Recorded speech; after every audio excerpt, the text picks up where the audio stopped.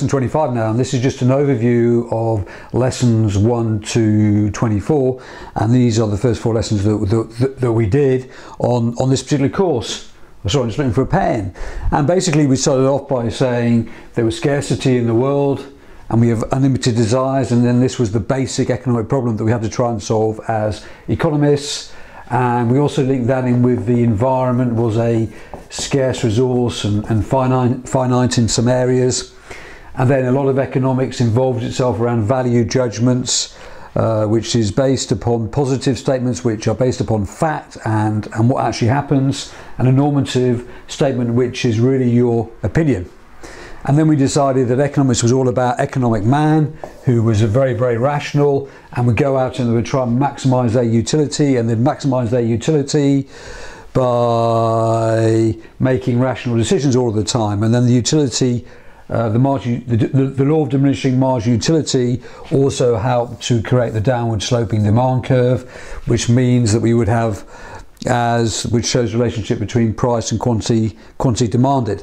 So this here was man who had unbounded rationality and unbounded selfishness. What does that mean? The man is 100% rational and 100% selfish, and by pursuing his or her own needs, that is how you maximise utility. But by everyone being selfish, society will benefit from that.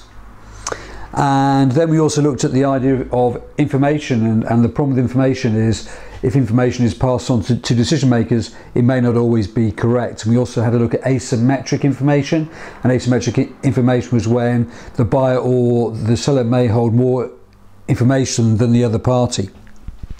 In lesson 24, which we just done, we ended up with the idea of economic efficiency, which is making the best use of scarce resources to maximise economic welfare. And in a sense, that's what economics is all about.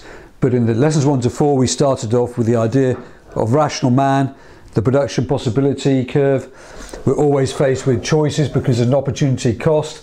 If we produce more consumer goods, then we produce less capital goods. And the idea of unlimited desires and scarcity of resources, which creates the basic economic problem.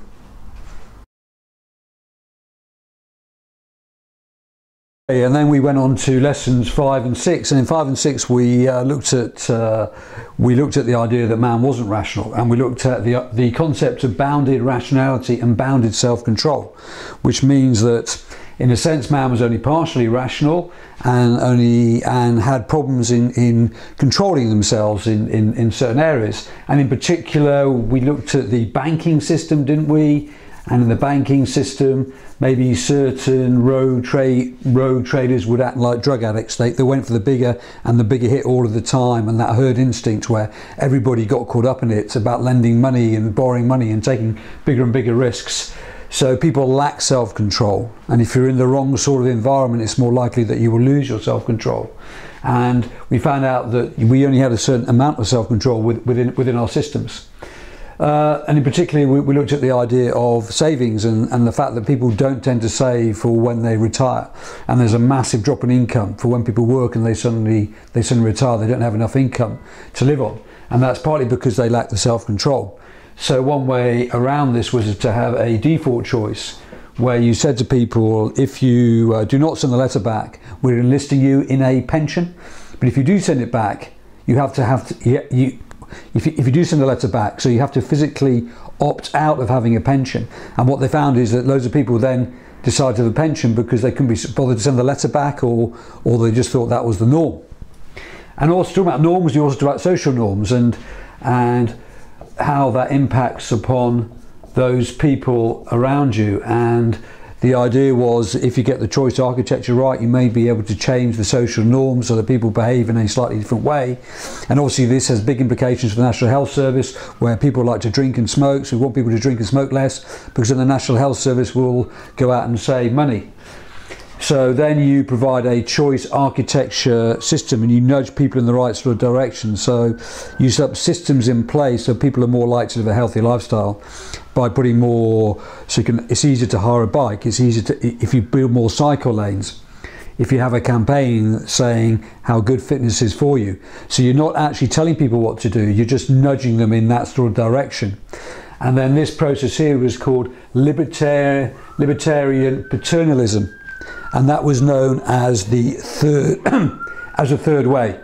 So the alternative to that was laissez-faire, where you just let people get on with their lives because they can make their own decisions. The other alternative to that is that you actually tell people what to do all the time. So this was known as the third way. So you allow people to make their own decisions, but you give them the right sort of advice and the right sort of incentives to live their lifestyles in the right way. Going to look at elasticities and looking at 4 concepts that you ought to know by now, that you should be really clear on how all of these work: the price elasticity of demand, the income elasticity of demand, the cross elasticity of demand, and the price elasticity of supply, not demand, sorry about that, poor preparation. And the price elasticity of demand, remember all this, maybe with a thing like oil, where in the short run you may have the demand curve for oil may be very, very inelastic, and on here that if the price goes up from P to P dash, then there's going to be a smaller change in demand. That will mean that oil has an inelastic demand, which is pretty actually important, because in the UK, as time moves on, we're going to import more and more oil, and if we import more oil, that's going to worsen our balance of payments, because we're going to spend more revenue on oil because oil has an inelastic demand. We've also got the income elasticity of demand. Why is that an important concept? Well, let's do it again in relation to oil. Oil will probably have a high income elasticity of demand, so as incomes rise in China, they're going to demand more and more oil, and if they demand more and more oil, then obviously using the market system on here, there's going to be an increase in the price of oil because there's going to be more demand for oil. Now, that's going to maybe affect the cross elasticity of demand, which is a relationship between 2 variables. So let's say if the price of oil goes up here, we can expect the demand for renewable energy to go up here. So the cross elasticity of demand shows a relationship between 2 goods. And finally, the price elasticity of supply. Well, the supply of oil is inelastic.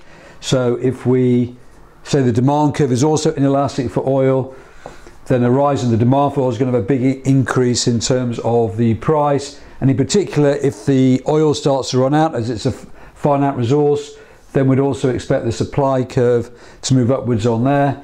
So the price of oil has moved from there to there, and hence that could cause a supply side shock and also a recession, because higher oil prices could mean higher cost push inflation.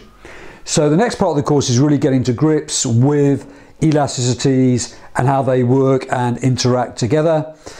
And eventually we're going to move on to the market system, the rationing, signalling and incentive function. And the market system is really, really good at allocating resources. And remember, economic efficiency is all about how to utilize scarce resources in maximizing economic welfare. So the market system is a pretty good system at actually allocating resources.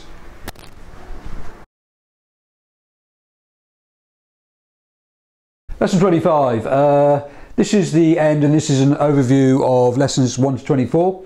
And over here we have the market system, and there are failures of the market system because it may lead to misallocation of resources, maybe because they're negative or positive externalities.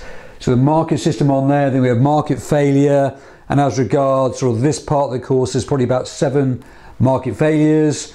And then we also have government intervention, how the government intervenes to solve the market failure. And finally, we will have government failure, which if the government intervenes, then there could well be government failure. And we had a good example of that on biofuels and the subsidy there and the problems that created for that industry, but also in terms of a lack of supply of food, because it has a composite demand.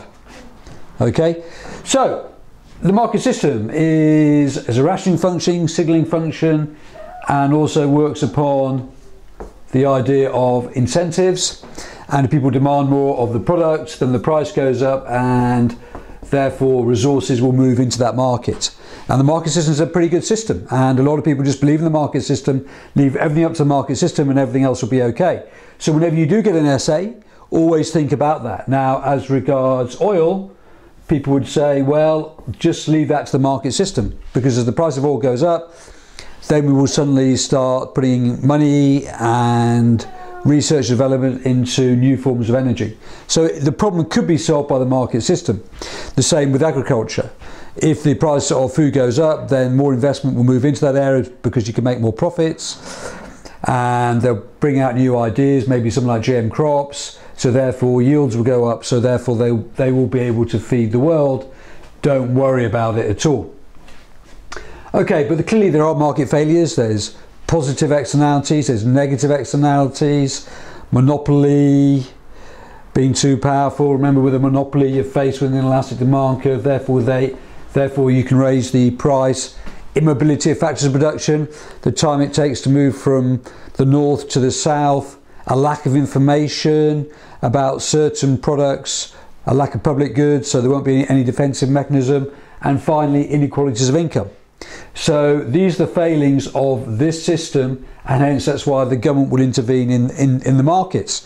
Now often the government can intervene in a number of ways. So we did one on alcohol. You can tax alcohol, you can regulate against alcohol, you can have an information campaign against alcohol, you can maybe subsidise other activities that will stop people from buying drinks. Or with electric cars, you can subsidise electric cars, you can tax petrol cars more heavily, you can put money into research and development, you can build an infrastructure so that people can charge up their cars. So there's lots of different ways in which you can intervene in a market. With agriculture, less so, but you can have a buffer stock in agriculture, you can have a minimum price in agriculture, you can put money into research and development in terms of your agricultural sector. So as soon as you get a product that appears in the exam, right, think about it. Now there are easy ones like commodity markets and things like that, electric cars, more sports, those are easy ones to solve. Sometimes they have quasi-public goods that could be provided by the government sector and also by the private sector. And lastly, we looked at government failure, and we looked at the government can intervene, and that can lead to an even worse misallocation of resources, and clearly that was the case in biofuels. On top of that, now we have the market system. We also have sort of the new idea of how behavioural economics may also affect economic policy decision making. Okay, so that is the whole picture in terms of units 1 to 24. It's a bit like the old AS course, and what they're going to do is that they are going to give you a question on this, and they're going to ask you to write an essay on one of these subjects, or they give you a data response there. But we'll spend more time on that later on.